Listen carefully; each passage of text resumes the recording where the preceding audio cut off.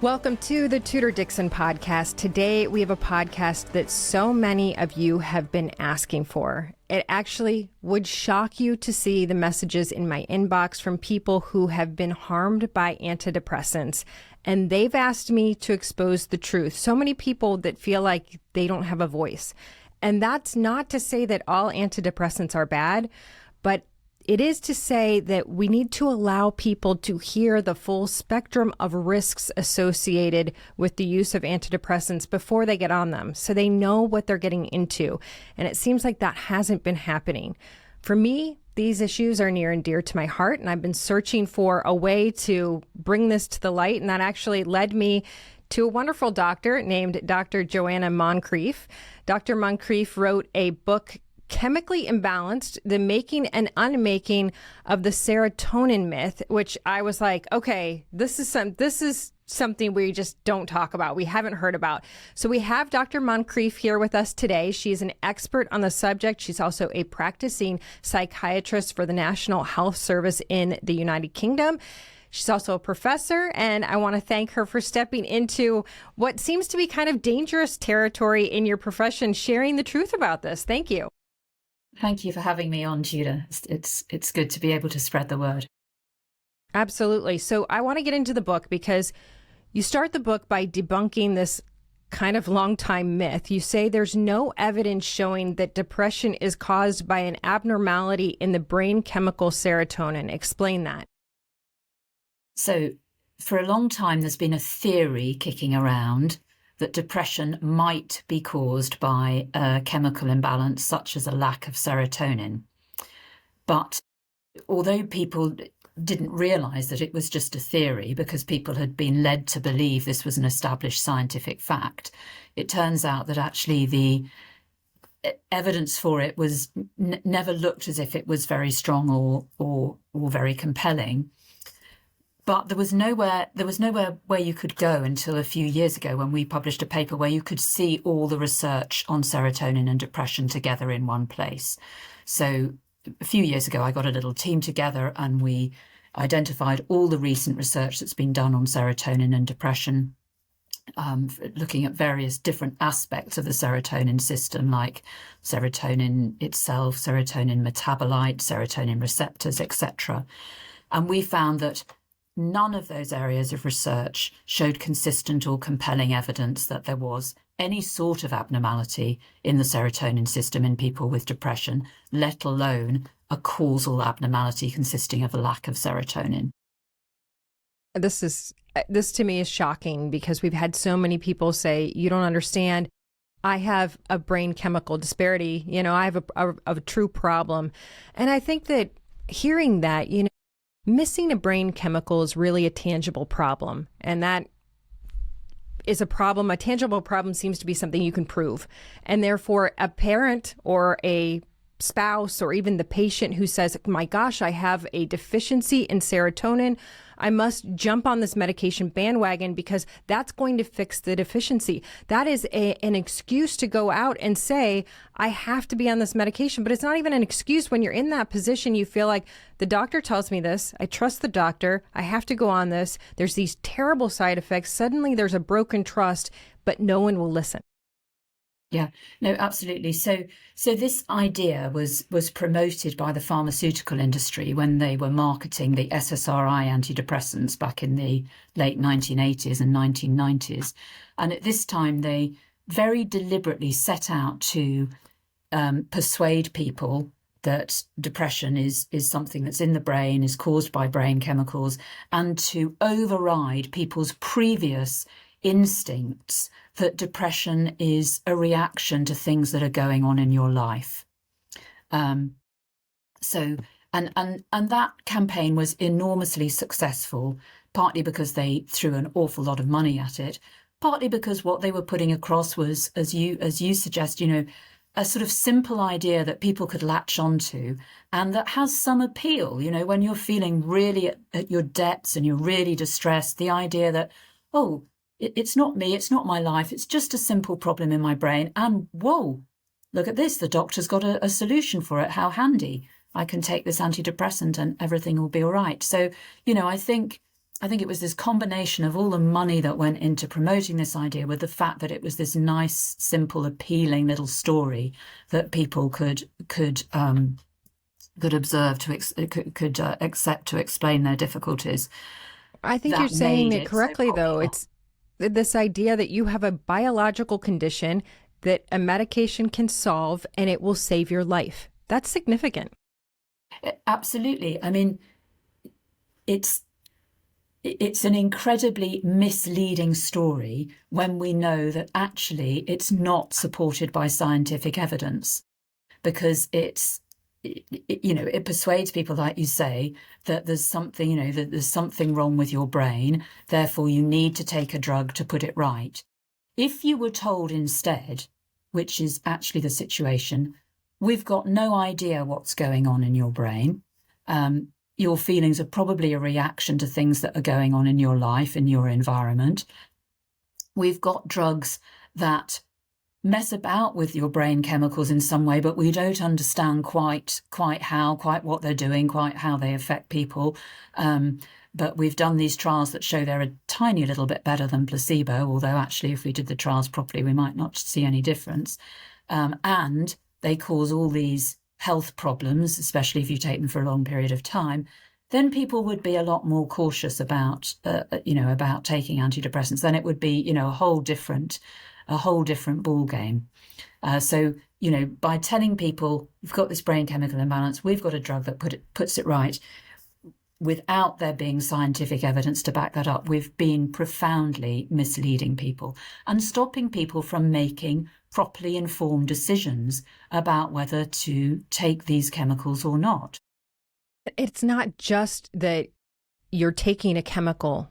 It's so many of these people have come out and said, my life has never been the same. I have never felt life again. Really, I've never had the human experience again. And yet for us to talk about this right now, it is controversial. And I say, how is this not a massive crisis that the health organizations are saying pharmaceutical companies need to step up and tell the truth about this? But it's like everyone's in cahoots and people are suffering. Yeah. So this idea that antidepressants corrected an underlying chemical imbalance was helped to obscure the fact that antidepressants, like other drugs that work on the brain, change our normal brain chemistry and therefore change our normal mental states and normal mental activities, including our emotions, our thought processes, and sometimes our behaviour. In more or less subtle ways, because antidepressants differ from each other and differ from other mind-altering drugs. But the point is that they are drugs that do alter our normal brain chemistry, make us feel different. And one of the changes that they seem to effect most commonly is that they dampen down or numb people's emotions and restrict people's emotional range, so that as well as maybe feeling less distressed or less anxious, people feel less happy, less joyful, less excited by things in life. So as you say, antidepressants seem to have this property of restricting us emotionally. Some people might feel that effect is useful for them, at least temporarily, if they're going through a period of distress and feeling intense negative emotions. But it seems intuitive that certainly in the long term, numbing people's emotions is not a good thing to do.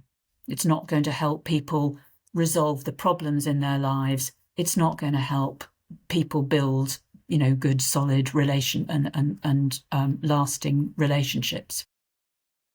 I want to share, I have some of the statements here that people have shared with me, and I want to get to that, but I want to talk a little bit about what you just said. These are experiences, and sometimes you go through bouts of sadness or even depression, but they're part of the human experience. Like we're meant to believe that you're never supposed to feel sad, that you're never supposed to have periods of sadness. But there are times where life is a struggle. I mean, even as a 16-year-old, I have a 16-year-old and a 14-year-old going through high school. There are times when they feel sad. They feel out of place. We talk through that. they aren't looking for, they don't want to feel nothing. But I think that these kids are also misled, and parents are misled when a child is going through a dark time. We'll make it so they feel nothing and they'll come through the other side. But it's not always easy to get off of these either once you do put somebody on these medications. No, it's not. And I think the idea of putting teenagers on them particularly is really worrying, because of course, your teenage years are a period when you feel things very intensely. And so, you can understand how teenagers' parents might be, looking for a way to numb themselves. But I think if parenting teenagers is hard. Yes, exactly. But if people don't go through this period and learn that, first of all, they come out the other side, things get less intense just naturally, but also they learn how to manage those feelings. And if they don't learn those lessons because they're numbed, I'm worried that people are going into adult life in such a way that they might not be able to deal with emotional crises and things that, are thrown at them in the future. You had some stories in the book about people who said that. They said, I was put on antidepressants when I was in my teenage years, and it was almost as though I missed that emotional growth, and I'm not prepared for what I have in my adult life because I just have missing years. Yeah. And you also mentioned how, people can get onto these drugs and be on them for years at a time and then have great difficulty coming off them. So particularly if we're starting people on them young, we're potentially going to end up with a whole load of adults who are stuck on these tablets, having real difficulty getting off them, and have been emotionally suppressed for years. So it's interesting. I was talking to my kids about this last night because they say they feel like many, probably more than half of the kids in their school are on some type of medication. Whether that's true or not, it seems like that's the case. And you talked about the advertisements in the 90s and the early 2000s that made it like, hey, this is what we should all be on. This is very normal. And I do think that people are more willing to talk about it. I was telling them when I was in high school, I don't remember anybody being on medication. That was like the beginning of Prozac and the beginning of antidepressants, but it really wasn't something that people were regularly talking about. And I feel like, I know that you have a nostalgia from when you're young, but it seemed like people's interpersonal relationships were much healthier. I graduated in 1995 from high school. And after that, we started to see this skyrocket in antidepressants and actually aggression in teenagers as well. Yeah. I mean, we live in a culture where everyone is much more open about mental health problems. And I think that, has positive and negative sides to it. I don't think it's good if people are bottling up problems and suffering alone. And it's good if people feel they can share, how they're feeling emotionally and share their difficulties with people. On the other hand, I'm afraid that leads to this tendency to diagnose and label people as having mental disorders that need drugs to put them right. And clearly that's how it has progressed, because we've just been, using more and more of these drugs, labeling more and more young people. And not only does that mean they might end up on these emotion suppressing drugs for years, it also means they grow up with this idea that they're faulty in some way, that they've got that they've got a biological fault, and that there's nothing that they can do about it. That they're always going to, that they're always going to struggle. That's an interesting statement, because I think when you are in high school, when you're going through puberty, you feel like you're broken in all kinds of ways. I'm not good enough. I'm not pretty enough. I have acne. I'm not as developed. I'm shorter. All of these different things that you go through in your mind because you don't know what you are as a final product, and you're wondering and you're anxious about it. And that's normal. But if you stop that emotional growth at that point, do you ever get out of thinking there's something wrong with me? Yeah, no, absolutely. I mean, it's that intense time, isn't it, high school, when you're with so many people of your own age group, so you're constantly comparing yourself. And as I said, I think what antidepressants are doing is suppressing your emotions so that you're not necessarily then able to learn that actually you can manage to get a grip on them, and they do get less intense, and you do get through these difficult periods in life. We should also maybe mention, maybe you're coming onto it, but that, alongside the emotional blunting, they cause sexual dysfunction. Very well recognized that that antidepressants cause sexual dysfunction while people are taking them. But what's becoming more and more apparent over recent years is that for some people, these sexual problems persist after they've stopped taking the antidepressant.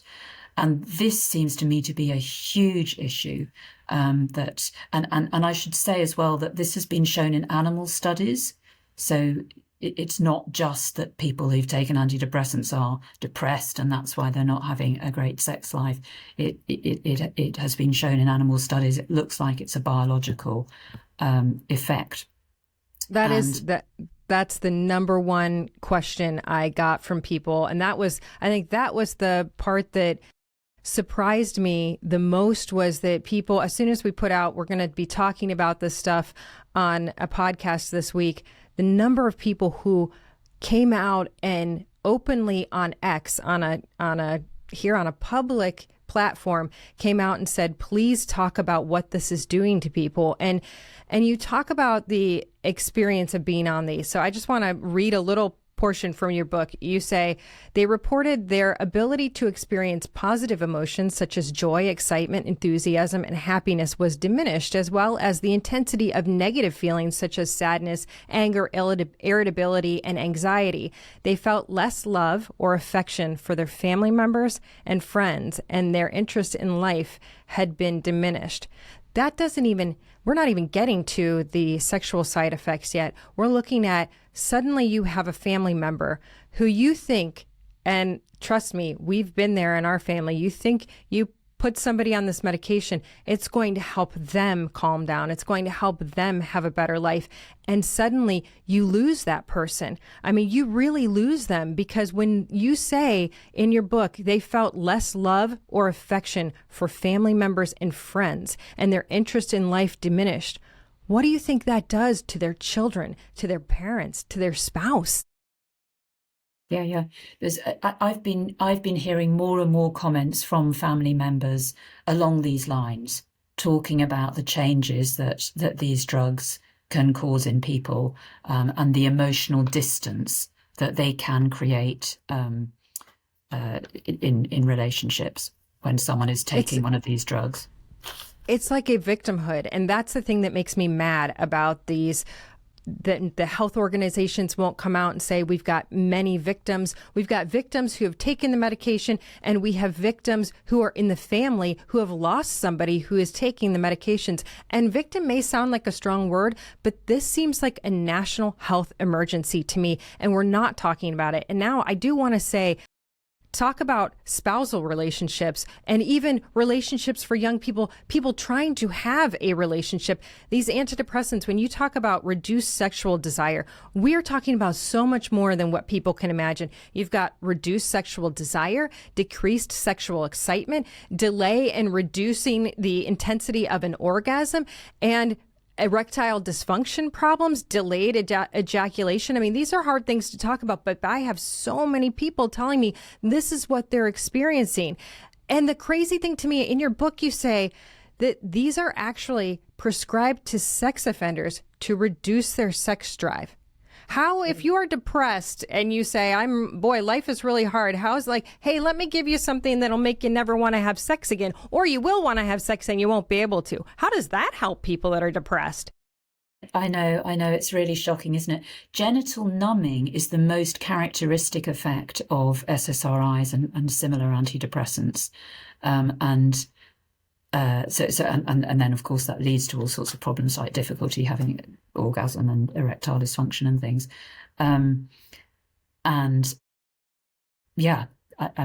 Really shocking. When you talk about victims, I don't think it's too strong a word, because people who have significant problems with their sexual function, or the people who are really struggling with prolonged withdrawal states, many of them are in a terrible state. Their lives have been absolutely turned upside down. People who are in these withdrawal states, many of them can't go to work anymore. They lose their relationships because they're so unwell. Some of them are, can't even get out of bed for weeks or months at a time. So it can be really serious. And of course, the people who have this, persistent sexual dysfunction, many of them are young people just at the start of their, relationship life, and suddenly things are not working properly. They've lost their desire, they've lost their interest, and yet they know that they should have it. So of course, this is absolutely tragic for these people and for the people around them, as you said. You write about a woman in the book who says that as soon as she took it, within days of taking the antidepressant, she had no longer any feeling in her genitals. She had no longer any feeling. And she thought, well, as soon as I get into a relationship, I'll go off of this. It'll go away. She did. She found a relationship. She went off of the medication, and she said, no desire for sex, no feeling whatsoever down there. I just cannot get past that. And she never married. She never had a relationship because that eventually that broke down because the person couldn't handle the fact that she had no sexual desires. This is criminal as far as I'm concerned. Robbing someone of the human experience should be criminal. How can this continue? How is it these people aren't told? Just so you know, you'll go on this and you may feel less anxiety, but you might never feel anything else. I know. I mean, people really need to know about these complications, this possibility. And the other thing is, I would have said to you if I'd come on a few months ago, oh, I think this is pretty rare. Not minusculely rare because there are so many people talking about it, but pretty rare. But actually, there have been studies coming out recently that suggest it's possibly not that rare at all. There was a survey done in Canada, I believe, which found that 13% of people were reporting persistent sexual problems after stopping antidepressants. And that compared to only 1% of people who had stopped other medication. So, and it wasn't a study that was specifically about this. So it wasn't as if all the, people answering the questionnaire were people who had an axe to grind. It was a general, a general survey about sexual functioning. So, it could be that this is affecting 10% or even more of people who are using antidepressants, which obviously means it's huge numbers of people. It's huge numbers of people. And that's why I think we've had so many people reach out to us. And I think I would say this is a very taboo subject. It's hard to talk about. And I understand why it hasn't been talked about for years, because not many people want to come out and admit this. I mean, the woman that you talk about in the book, she said when she did a documentary on it, she said, I expected you 15 years ago. I've been waiting for 15 years to tell this story. But that was still like 7 years after it happened to her. And I think it's because it's so hard to come out and say, I can't do this anymore. Because having a physical relationship with your spouse, with your loved one, having sex is so important. It's so crucial to who we are. And nobody wants to say this, but you write in the book that one expert actually suggests that reduced genital sensation can occur within 30 minutes of taking the first dose. 30 minutes. And delayed and weakened orgasm can occur soon after. He actually described an example of a woman who took an SSRI. Her genitals were so numb that she could brush them with a hairbrush without feeling a thing. That's sickening to me. It's terror. It's criminal. I cannot say enough. The idea that people have to live with this the rest of their life. How can this be? How can we be ignoring this? So scary. I think we've just been much too blasé about the idea of giving people mind-altering drugs. As I said at the beginning, that's partly because we've had this complete myth that what we're doing is using these sophisticated, targeted substances when we're not. So we've been much too blasé about it. We haven't properly investigated the consequences of taking these drugs. We haven't looked in detail at what happens when people come off them, at the sort of withdrawal problems that people have, at the problems people have if end up taking them for months or years. Most of the studies are set up to last a few months, and that's what we have the data on, and there's not very good data after that. In the US alone, it's an $18 billion industry annually. Antidepressants, putting people on drugs that aren't making you less depressed. And I say that I can see the reason you would put someone like the guy in North Carolina on these. However, there's also evidence that this can make people aggressive, that this can make people suicidal, that this can actually lead potentially to someone hurting other people. So how is there not a group of people out there saying, really stop this medication? Yeah. I mean, there's another myth around that these drugs work, that they make people less depressed, regardless of how they might do that, and that's based on these placebo-controlled studies. But actually, these studies show that antidepressants are minimally different from a placebo. That the majority of the effect they're having is a placebo effect, which makes sense, doesn't it? Of course, people go and see their doctor at their low point.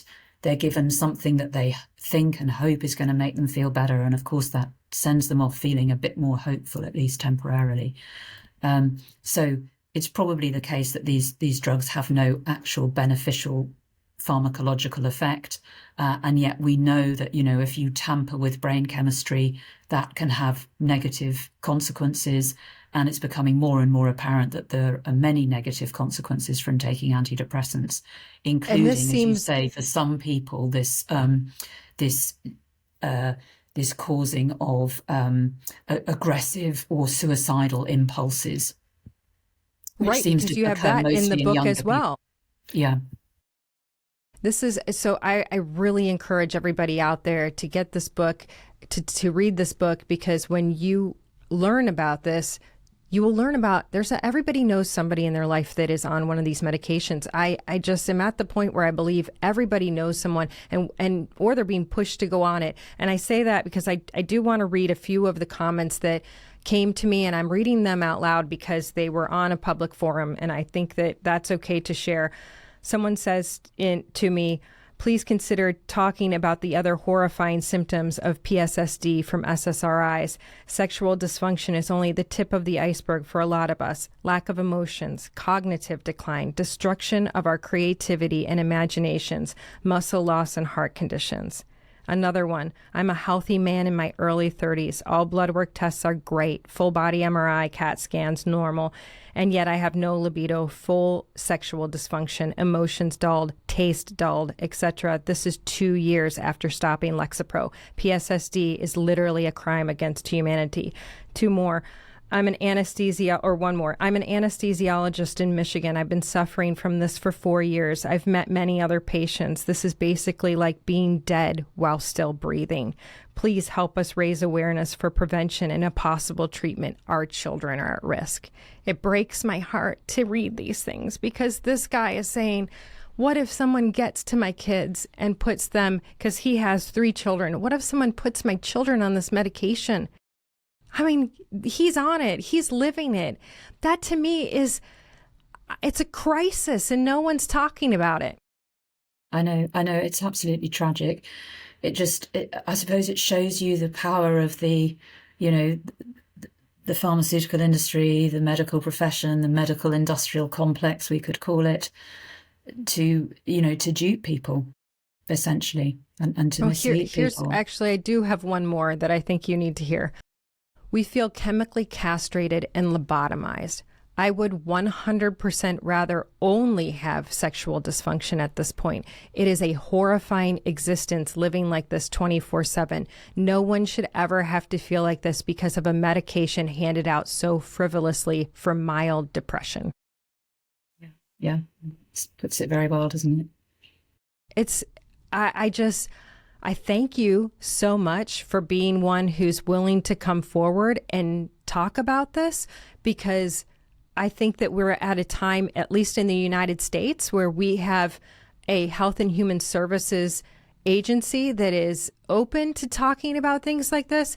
But I have to say there has to be hundreds of thousands, if not millions of people across the globe, or at least in the Western world, that have either experienced this themselves or they are also victims on the other side as someone standing alongside a person who has been victimized by a doctor who doesn't tell them. And the reason I say this is because they're not learning. The doctors aren't telling them. And I'll just end asking you, is it because the doctors don't know? Is there a financial incentive to continue to dole out these drugs? What is the reason we can't tell people that their life will be permanently altered if they take these medications? So most antidepressants are off patent now. So there's the pharmaceutical industry are no longer advertising, no longer care about them that much. I think the bigger reason that there is a reluctance to admit how useless and harmful they are is that they've just been so widely used. It's such a huge mistake that... Like the opioid crisis. Like the opioid crisis, that doctors really struggle to acknowledge that that is the situation. It's a crisis. So your book, tell us about your book. It's Chemically Imbalanced, The Making and Unmaking of the Serotonin Myth. This is what created the whole push to get people on. You have a chemical imbalance in your brain. You are dysfunctional. This will make you functional. Where can people get the book and find out the truth? So it's published by Trafalgar Publishers in the US on the 23rd of September. It's already out in the UK, so you can order it via the UK publisher, and you can also get the electronic copy, but it will be out in the US officially on the 23rd. I have a website, and I'm on X as well if people want to follow me there. It's so crucial. I mean, as you said, we had Dr. Urato on. He talked about the fact that even the mother can transfer this to the baby when she is pregnant, and in adolescent animals that have received this when they were fetuses, they show the same sexual dysfunction when they hit adolescence. This could be a crisis for decades to come, and it has to stop now. So thank you so much. Dr. Joanna Moncrieff, thank you for being here today. Thank you so much, Tudor. Absolutely. And thank you all for joining us on the Tudor Dixon Podcast. Make sure you head over to the iHeartRadio app, Apple Podcasts, or wherever you get your podcasts. You can watch it on Rumble or YouTube at Tudor Dixon. And join us the next time. Have a blessed day.